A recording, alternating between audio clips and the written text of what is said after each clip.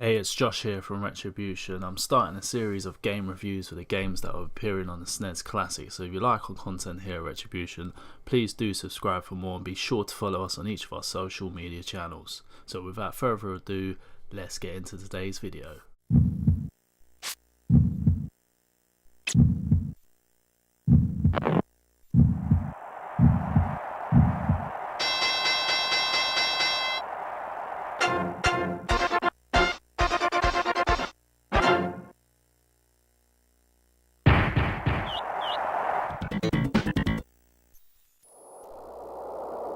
Gabby J!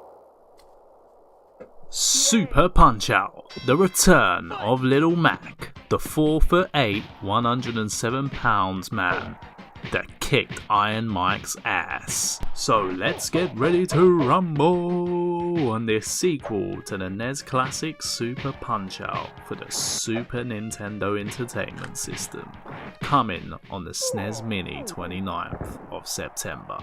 1, 2, 3, 4, Super Punch-Out, the sequel to Punch-Out on the NES, was released on September 14, 1994 in North America and again in the same region in 1996.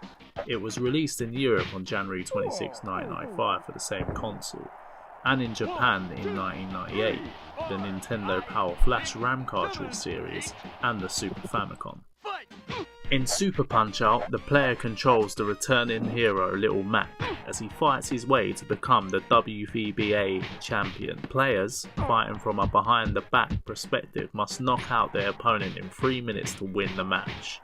Players can launch all sorts of attacks like jabs, hooks and uppercuts against their opponents, as well as block, dodge and duck opponents. Like the first two arcade games of the series, players have a power meter which is located at the bottom of the screen. The meter fills up as the player lands punches against his opponent, and it goes down if the opponent hits the player.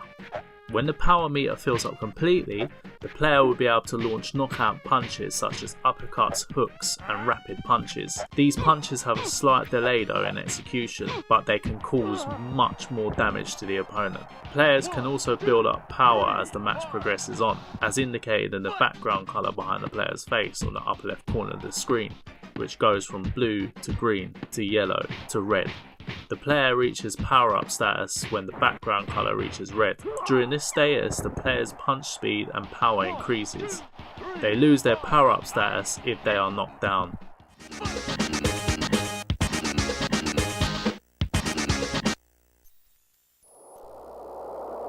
Ball! Not many people actually realised there was a sequel to the 8-bit classic Punch-Out on the Nintendo Entertainment System, mainly because Super Punch-Out got released at a ridiculous time, only weeks before the hugely anticipated release of Donkey Kong Country.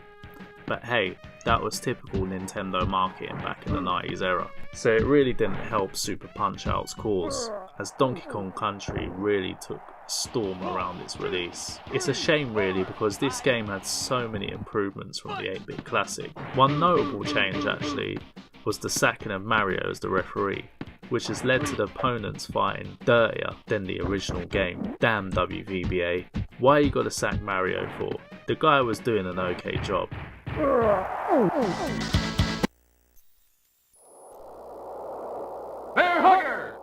The game received praise from reviewers for its cartoon-like style and its colourful and outlandish opponents, simple gameplay controls and replay value. The visuals and graphics haven't aged much on this game and it still looks fantastic, like most Super Nintendo games really. Super Punch-Out is another classic for the SNES.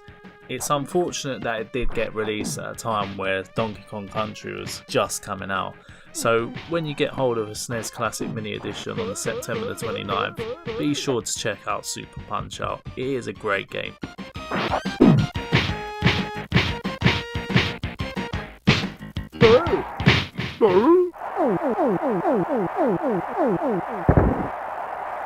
One, two, three, four, fight!